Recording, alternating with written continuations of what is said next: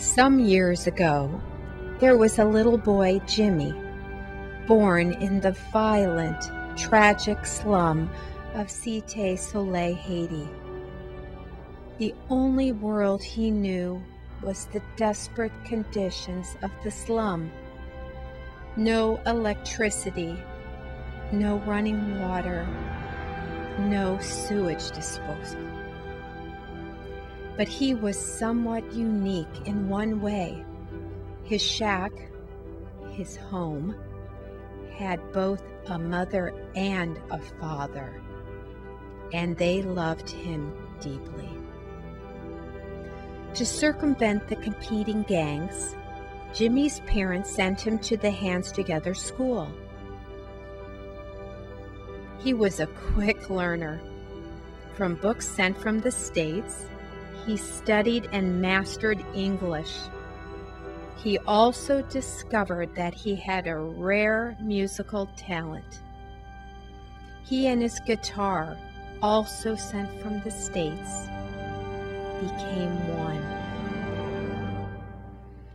When Jimmy graduated from high school, Father Tom invited him to join the Hands Together staff as a liaison for visitors.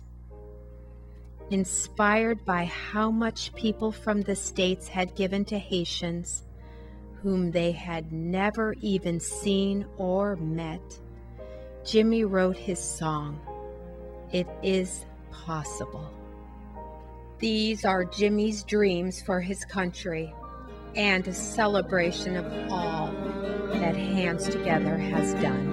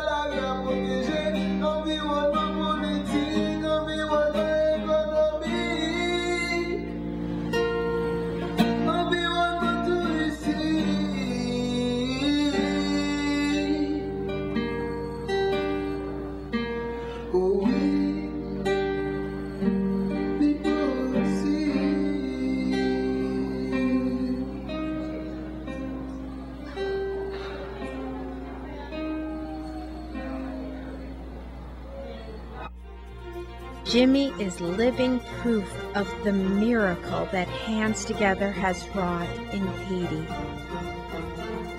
Please give generously to inspire many more Jimmys.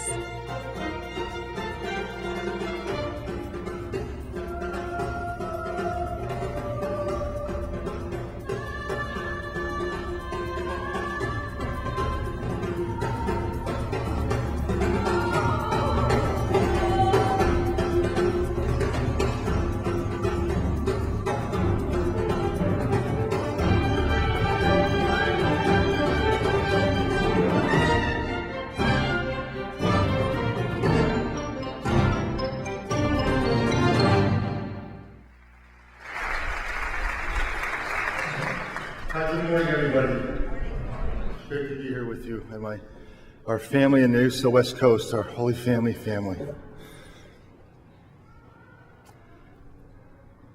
A few years before the earthquake, I was in a small hut with Jimmy. He was just finishing his 8th grade year. He was always kind of a dynamic kid. I was in this hut, which is in a town called Bellico, and it's at the end of a long little peninsula that juts out into the Caribbean Sea. And at the very end of the peninsula was a small hut where this little girl and a mother were inside, and it was surrounded by pig pens with pigs in it. Shortly afterward, we would build our 6th school, what would be called the Msgr Connolly School. And an area that we cleared all the pigs out of there, and we built a school for that. And Jimmy was there inside the hut with me, and the little girl was sitting on a dirt floor, or she moved her little bedding over the side, the little blanket she used to sleep in, and she was coloring in a coloring book that had been sent down by Holy Family as part of a container of stuff, and she was staring at a picture of a colored-in object that she was replicating. And the mother was busy, she's just busy trying to make some kind of cream of wheat type of thing for dinner, and she got the water from a sewage canal with a broken Coke bottle. She's pouring in the little thing, and it smelled and it was hot. The little girl was skinny and malnourished. There was no father there. The little girl was coloring away, and you probably heard me tell this story, but this is how it really happened. And she said, Mama, qui s'allie là? What is this picture of? And the mother looked at it, and she looked over at me, and I said, ça c'est un papillon. It's a butterfly. And she said, Mama, c'est belle, c'est très belle, it's beautiful. And the mother said, oui, c'est belle. And the little girl said, Mama, est-ce que papillon yo, est-ce que yo vrai, est-ce que yo existe? Mama, are they real? Are butterflies real? And she looked at me and I said, oui, they're real. And Mama said, yeah, oui, yo existe. And the little girl said, moi vle, oui, I want to see one. And the mother looked at her and said, you'll never see one. There's no way a butterfly can live here where you live.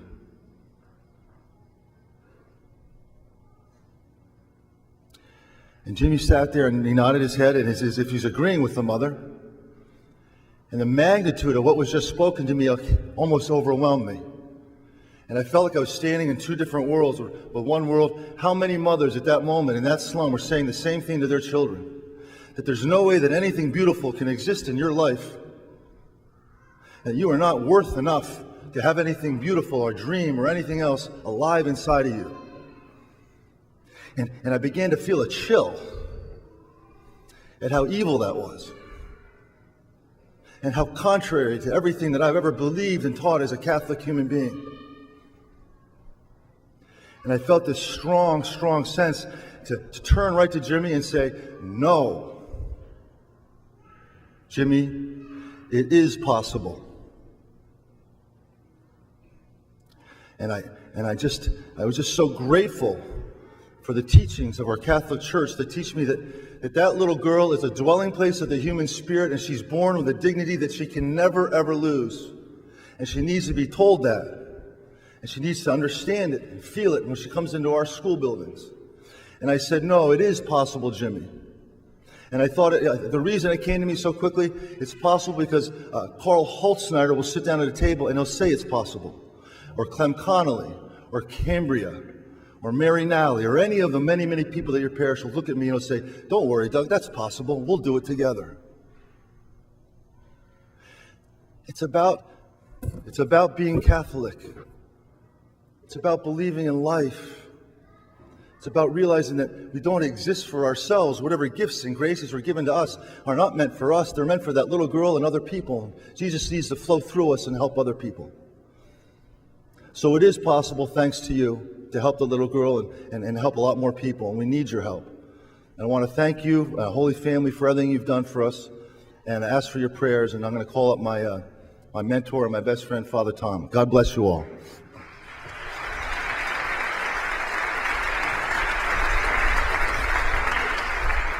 It's good to be here.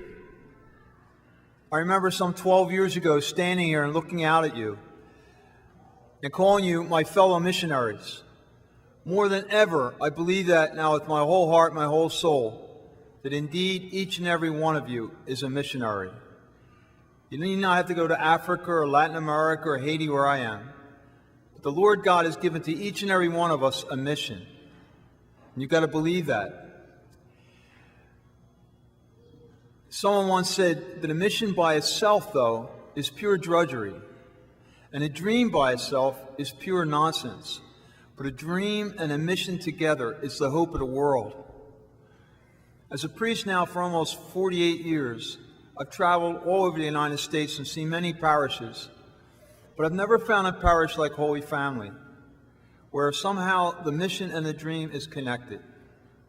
I've never found a parish where the Eucharist is more authentic. 12 some years ago, I was having a tough time in Haiti, and my mission indeed was overwhelming and felt like real drudgery. Someone said there's 2 Blancs at the door, at the gate, knocking. A Blanc in Haiti means a foreigner. I said, well, bring him in. I looked at them, and for the first time I saw the face of Clem Connolly, Msgr Connolly, and Carl. And they said, we would like to connect our parish with what's happening here. I said, is it possible? And they said, yes.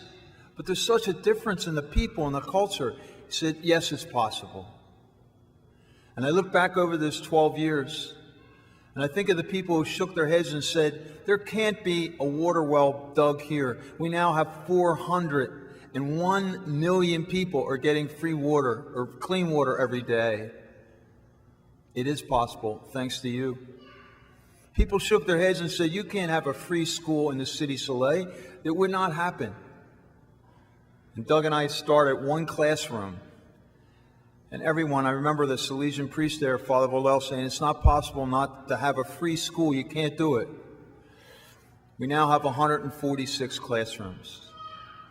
And our dream is that someday we'll double that, because there's long lines of people this week wanting to get into those schools because they have no schools. People would shake their heads and say, you can't feed all those people. In one day, we have fed as many as 200,000 people. Thanks to you. And thanks to Clem, Carl, and your wonderful leadership. I shared the story at the other masses. Last year, it seems like every year I say, well, things couldn't get any worse, but they really did this year.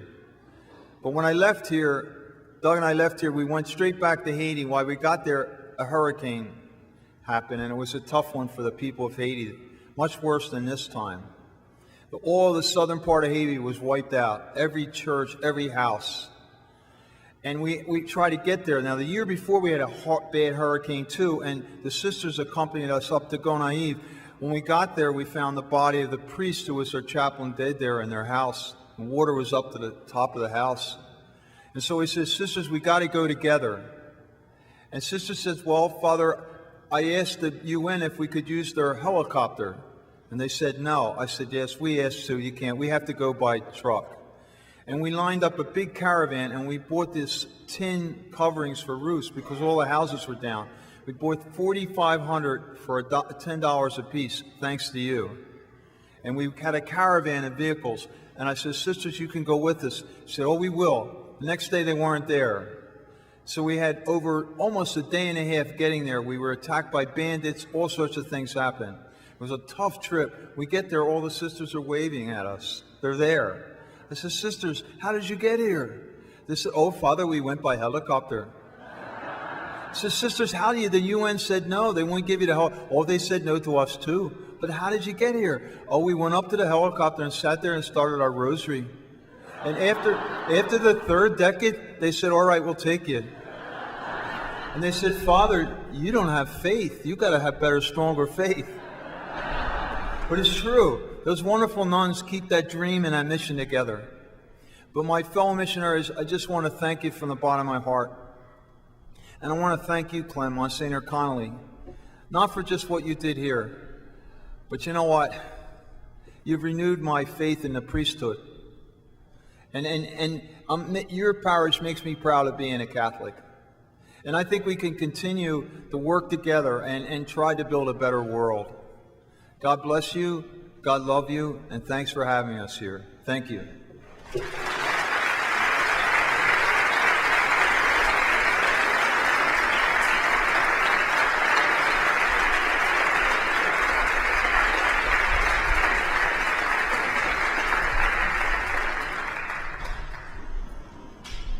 Thank you very much, Tom, and thank you, Doug.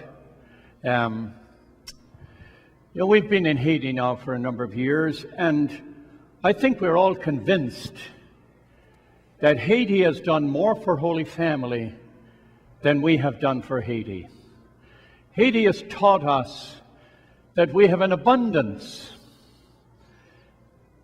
The people of Haiti have taught us that to share gives a deeper meaning to our lives and a deeper understanding of what it means to follow Jesus Christ. Haiti has taught us that our blessings are many, and our blessings are given to us to be shared. And that has been our tradition, and for a long time here at Holy Family. Karl Holschneider deserves more credit than the people give him here.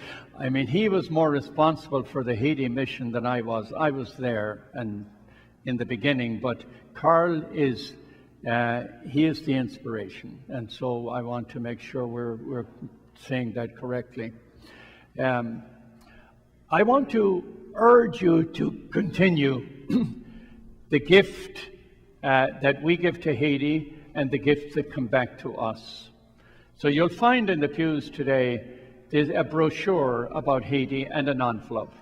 I want you to think about that. I want you to continue the gift and the tradition which we have of belonging to Haiti and Haiti belonging to us.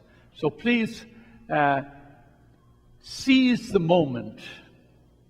It's a moment of grace. It's a moment of inspiration. Tom and Doug bring the teaching of Haiti to us. We have been so blessed here at Holy Family in Mission Haiti that we have migrated to other parishes. In other words, other parishes take up collections for Holy Family mission in Haiti. That's how contagious it is, and that's where the grace of God works.